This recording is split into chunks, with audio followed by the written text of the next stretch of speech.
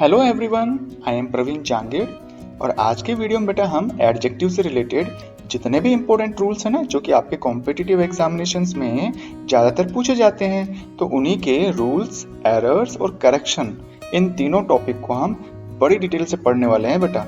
इसी के साथ में बेटा मैं आपको ये भी बताना चाहूँगा कि अब तक हमने एडजेक्टिव की मीनिंग देख ली है, एडजेक्टिव्स के जो टाइप्स होते हैं वो भी अच्छी तरह से देख लिए हैं। इसी के साथ साथ में मैंने आपको जो एडजेक्टिव्स की क्या बनती है, डिग्री, तो जो डिग्री होती है ना पॉजिटिव, कंपैरेटिव और जो सुपरलेटिव डिग्री, उनको बनाना भी सीख लिया है कि भाई पॉजिटिव से कंपैरेटिव कैसे बनाते हैं और सुपरलेटिव डिग्री कैसे बनाते हैं। तो उनके जो 10 रूल्स थे वो भी मैंने लिखवा दिए हैं। और अब हम शुरू करने जा रहे हैं बेटा कि एडजेक्टिव से रिलेटेड कौन कौन से एरर्स आप कर सकते हैं। तो जो वो एरर्स हैं आप नहीं करें, मतलब जो इस तरह की गलतियां हैं वो आप न करें, तो उसके लिए हमने कुछ इंपॉर्टेंट रूल्स बना रखे हैं। तो बेटा इन्हीं इंपॉर्टेंट रूल्स की सीरीज में ये जो वीडियो है वो आपके लिए पहला वीडियो है बेटा। तो उम्मीद करता हूँ बेटा अगर आपने ये जो इंपॉर्टेंट रूल्स देख लिए ना, उसके बाद में बेटा आप जो एडजेक्टिव्स है ना उसको बिल्कुल करेक्ट तरीके से यूज करना सीख जाएंगे किसी भी सेंटेंस में। तो चलिए बेटा बिना किसी देरी के शुरू करते हैं।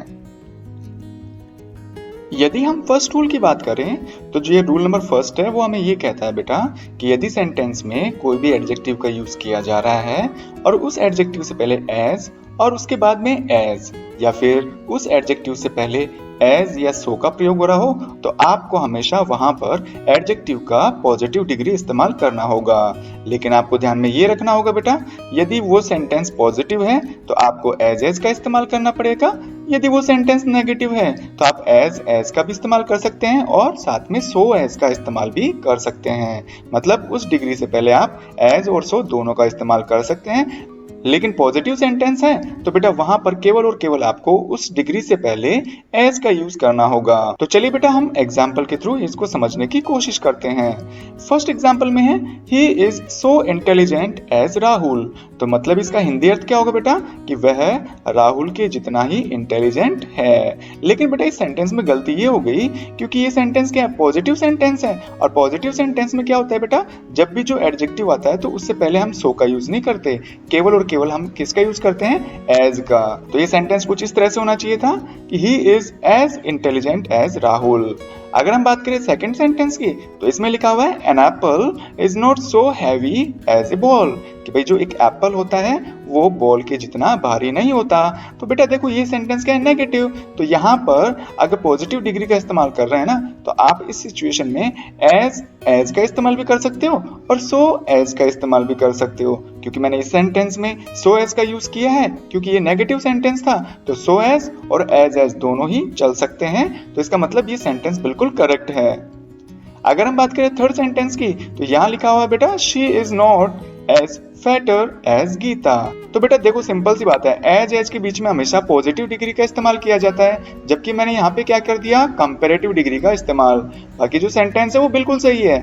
ये नेगेटिव सेंटेंस तो है बेटा, लेकिन हम नेगेटिव सेंटेंस में एज का यूज कर सकते हैं। बस सिर्फ आपको ये ध्यान रखना होगा कि पॉजिटिव सेंटेंस में आपको केवल और केवल एज का यूज करना है, न कि सो एज का।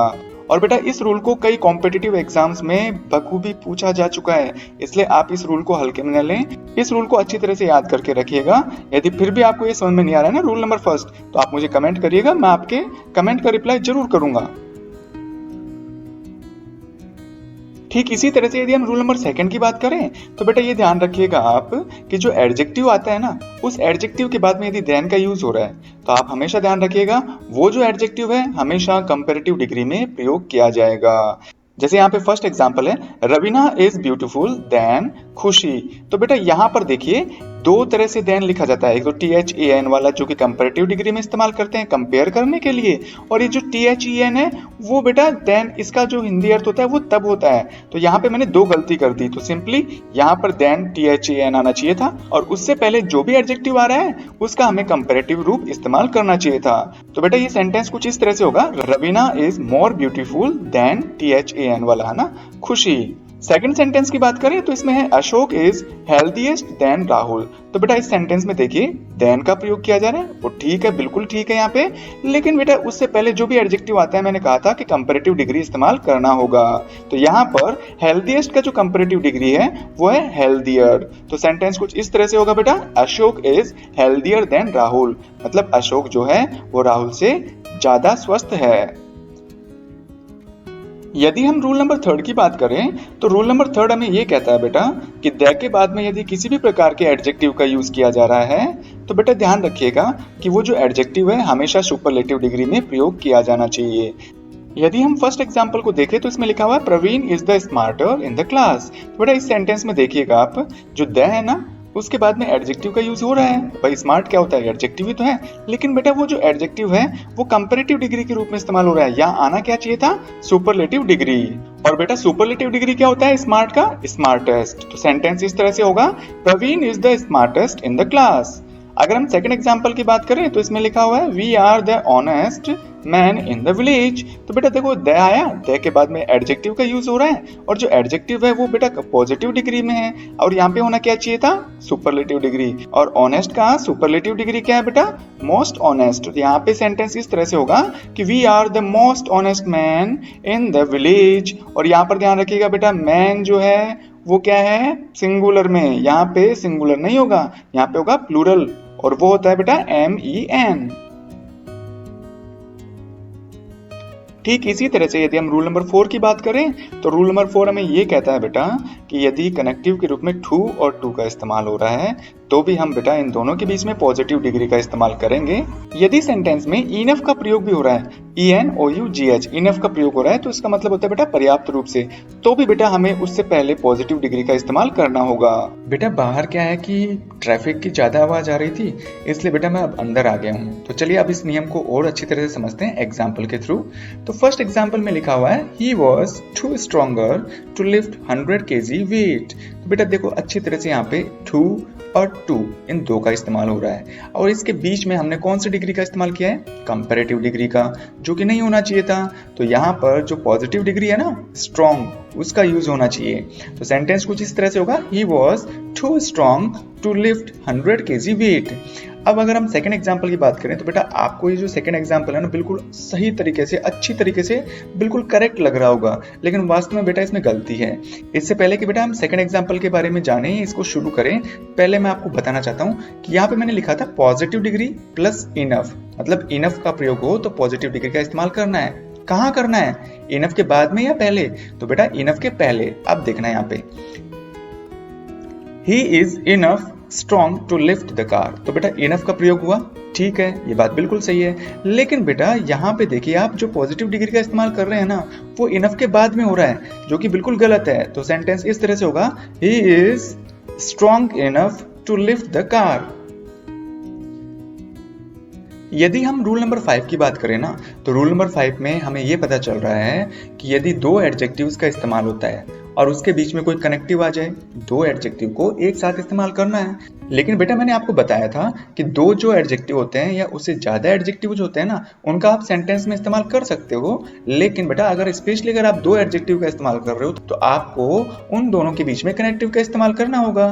तो यदि कनेक्टिव आ रहा है तो ध्यान रखिएगा बेटा कनेक्टिव से पहले जो डिग्री आ रही है ना कनेक्टिव के बाद में उसी डिग्री का इस्तेमाल करना है। जैसे कनेक्टिव से पहले पॉजिटिव डिग्री आ रही है तो भाई कनेक्टिव के बाद में पॉजिटिव डिग्री आएगी। कनेक्टिव से पहले कंपैरेटिव डिग्री का इस्तेमाल किया है तो बेटा कनेक्टिव के बाद में भी कंपैरेटिव डिग्री का इस्तेमाल होगा। ठीक इसी तरह से यदि हम कनेक्टिव से पहले सुपरलेटिव डिग्री का इस्तेमाल कर रहे हैं तो बेटा कनेक्टिव के बाद में भी आपको सुपरलेटिव डिग्री का ही इस्तेमाल करना होगा। फर्स्ट एग्जाम्पल में है बेटा Rahul is tall and more handsome. तो आप सबसे पहले देखेगा एंड कनेक्टिव है, एंड से पहले भी एडजेक्टिव टॉल आ रहा है और एंड के बाद में भी हैंडसम, जो कि एक एडजेक्टिव ही है बेटा। तो बेटा आप अच्छी तरह से देखिए यहाँ पे कि एंड से पहले हमने टॉल यानी कि पॉजिटिव डिग्री का इस्तेमाल किया है ना, भाई टॉल, टॉलर, टॉलेस्ट। तो ये जो टॉल क्या है, पॉजिटिव डिग्री। तो बेटा हमें एंड के बाद में भी किसका यूज करना चाहिए था, पॉजिटिव डिग्री का।